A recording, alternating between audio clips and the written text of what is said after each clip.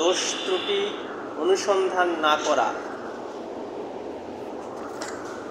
মুসলিম জাতি তো আজকে দোষ খোঁজা নিয়ে ব্যস্ত।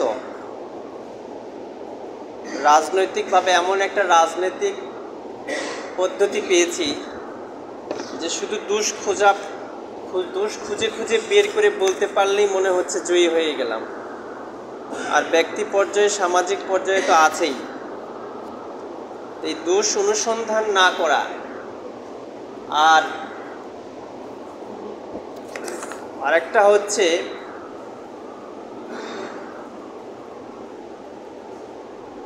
ধারণা পোষণ না করা, মানুষ সম্পর্কে আজে বাজে ধারণা করা। এগুলো হচ্ছে খুবই মারাত্মক একটা অপরাধ, সামাজিক অপরাধ। তো আল্লাহ তাআলা বলছেন, ওয়ালা তাজাসসু, তোমরা একে অপরের দোষগুলো খোঁজ করবে না, তালাশ করবে না। দোষ তালাশ করা নিষিদ্ধ। আমরা তো দোষ খুঁজে বের করে অপমানিত করার চেষ্টা করি, সেটা আমার আত্মীয় হোক, প্রতিবেশী হোক, রাজনৈতিক প্রতিপক্ষ হোক, আমার ব্যবসায়ী প্রতিপক্ষ হোক।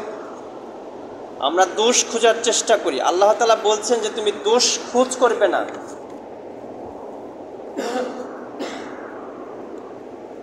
সূরা আহজাবের 58 নম্বর আয়াতে আল্লাহ বলছেন, ওয়াল্লাযিনা ইউযুনাল মুমিনিনা ওয়াল মুমিনাতি বিগায়রি মা ইকতাসাবু ফাকাদ ইহতামালু বুহতানান ওয়া ইসমান মুবিনা।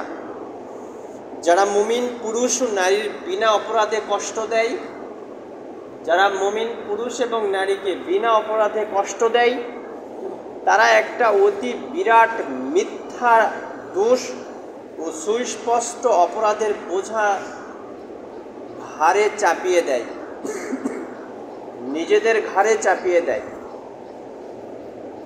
মিথ্যা দোষ, সুস্পষ্ট অপরাধের বোঝা নিজেদের ঘাড়ে চাপিয়ে নেয় যারা বিনা অপরাধে মুমিন নারী পুরুষদের কষ্ট দেয়। যখন আমি কারো দোষ খুঁজতে যাই, তখন যার দোষ খুঁজি আমি তাকে কষ্ট দেই। যখন আমি কাউকে সন্দেহ করি, ধারণা করে তাকে অপরাধী সাব্যস্ত করি, তখন ওই ব্যক্তিকে কষ্ট দেওয়া হয়।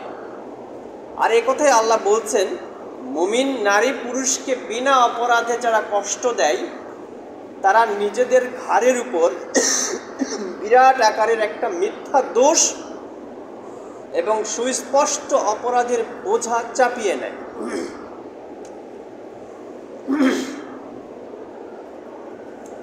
আবু হুরায়রা রাদিয়াল্লাহু আনহু থেকে বর্ণিত একটা হাদিসে রাসূল সাল্লাল্লাহু আলাইহি ওয়াসাল্লাম ইরশাদ করেছেন, ইয়াকুমাজ জান্না ফা ইন্না জান্না আকযাবাল হাদিসি। সাবধান, অযথা ধারণা করা থেকে বিরত থাকবে। আজগবি জেনে না জেনে বুঝে না বুঝে তুমি যে একটা কারো বিষয়ে ধারণা করবে, এটা থেকে বিরত থাকবে। কেননা অযথা ধারণা পোষণ করা সবচেয়ে বড় মিথ্যা কথা। ও অমুকে জেনা করেছে, অমুকে ওর বাড়িতে ঢুকেছিল, ও নাকি খুবই মিথ্যা কথা বলে। আচ্ছা, ও নাকি আমার এই ফসলটা চুরি করেছে, ও ওর মাকে গালি দিয়েছে। তো এই ধরনের ও অমুকের গীবত করেছে, এই যে করতে পারে, সম্ভাবনা আছে, মনে হয়, এই ধরনের কথাগুলো বলা, এগুলো হচ্ছে ধারণা করা। এই ধারণা, এই বিষয়ে রাসূল সাল্লাল্লাহু আলাইহি ওয়াসাল্লাম আমাদেরকে সাবধান করছেন যে তুমি কারো বিষয়ে কোনো ধারণা পোষণ করো না, কাউকে সন্দেহ করো না, সন্দেহমূলকভাবে কাউকে অপরাধী সাব্যস্ত করো না। কারণ এটা হচ্ছে সবচেয়ে বড় মিথ্যা। আপনার আমার বাস্তব জীবনে আমি যদি খেয়াল করি, তাহলে দেখব যে আমি কারো বিষয়ে একটা ধারণা করেছিলাম, কিন্তু পরবর্তীতে সেটা মিথ্যা হয়েছে। আমি যদি একটু চিন্তা করি, তাহলে এরকম অনেক ঘটনা আমার মনে পড়ে যাবে যে আসলে আমি অমুকের বিষয়ে এই ধারণা করেছিলাম, কিন্তু পরবর্তীতে সেটা আসলে ঠিক হয়নি, মিথ্যা। এই ধারণা করা থেকে দূরে থাকতে হবে। বিরত থাকতে হবে। এটা আল্লাহর নির্দেশ, আল্লাহ রাসূলের নির্দেশ এবং আল্লাহরও নির্দেশ। মানুষের দোষ অনুসন্ধান করবে না।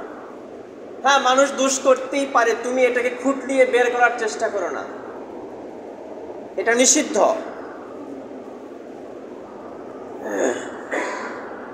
আর আমি যখন কারো দোষ খুঁজতে যাব না, তখন সামাজিকভাবে মানুষ আরামে বসবাস করবে, নিরাপদে বসবাস করবে, ফিতনা ফাসাদ ছাড়া বসবাস করার সক্ষমতা অর্জন করবে, সেফটি অনুভব করবে। এই জন্য কখনো এই যে সামাজিক এই ব্যাধিগুলো, এগুলোর থেকে যদি আমরা দূরে থাকতে পারি, তাহলে একে অপরের মিলেমিশে সুখে স্বাচ্ছন্দ্যে জীবনযাপন করা সম্ভব। এগুলো সামাজিক অপরাধ।